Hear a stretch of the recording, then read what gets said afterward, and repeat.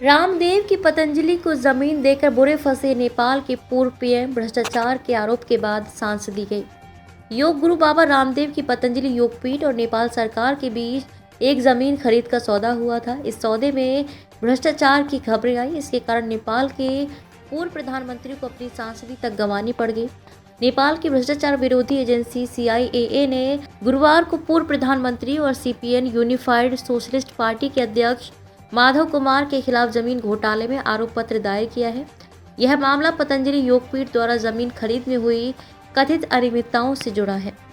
ये मामला काठमांडू से लगभग 40 किलोमीटर दूर काभ्रे जिले में पतंजलि योगपीठ द्वारा खरीदी गई 32 हेक्टेयर जमीन से जुड़ा है। यह जमीन योग केंद्र और हर्बल खेती के उद्देश्य से खरीदी गई थी, लेकिन CIAA के अनुसार माधव नेपाल की अध्यक्षता में हुई कैबिनेट बैठक ने भूमि अधिनियम में छूट देकर ये अनुमति दी थी और 2 महीने बाद एक और फैसले से जमीन को व्यवसायिक उपयोग के लिए भी खोल दिया गया। CIAA ने इसे सरकारी नीति का दुरुपयोग बताया और दावा किया कि इससे सरकार को लगभग 11 करोड़ 60 लाख भारतीय रुपए का नुकसान हुआ। इस नुकसान की भरपाई के लिए माधव नेपाल से राशि वसूलने की सिफारिश की गई है।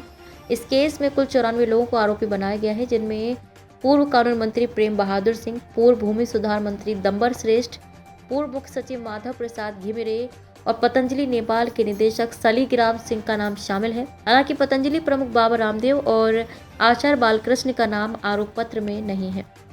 सांस दी गई, लेकिन लड़ाई जारी रखने का ऐलान। नेपाल के कानून के अनुसार किसी भी सार्वजनिक पद पर आसीन व्यक्ति पर भ्रष्टाचार का आरोप लगते ही उन्हें तत्काल निलंबित कर दिया जाता है। इस कारण माधव नेपाल की सांसद सदस्यता स्वतः समाप्त हो गई है।